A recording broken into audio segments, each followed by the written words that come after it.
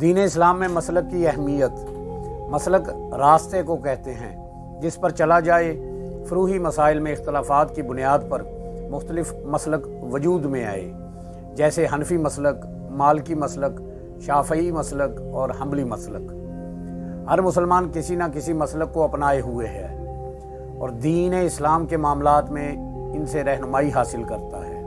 عقائد کے لحاظ سے سواد اعظم متفق ہے۔ سواد اعظم ایک بڑی جماعت، ایک گروہ کو کہتے ہیں جس میں علماء حق کی کثرت ہو۔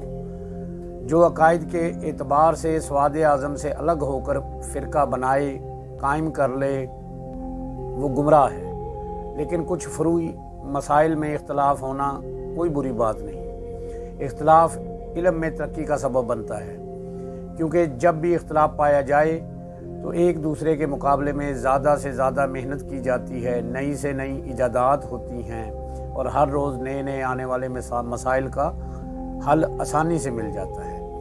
یہ اختلاف ہر جگہ پایا جاتا ہے۔ مثلا ایک ہی مرض کی تشخیص اور علاج کے لیے طبیب مختلف طریقے ادویات استعمال کرتے ہیں، لیکن ان کا ایک ہی مقصد ہوتا ہے۔ اسی طرح کراچی سے لاہور آنے جانے کے لیے مختلف راستے، ذرائع استعمال کیے جاتے ہیں۔ جس طرح جس کی سہولت ہو اس طرح آ جا سکتا ہے۔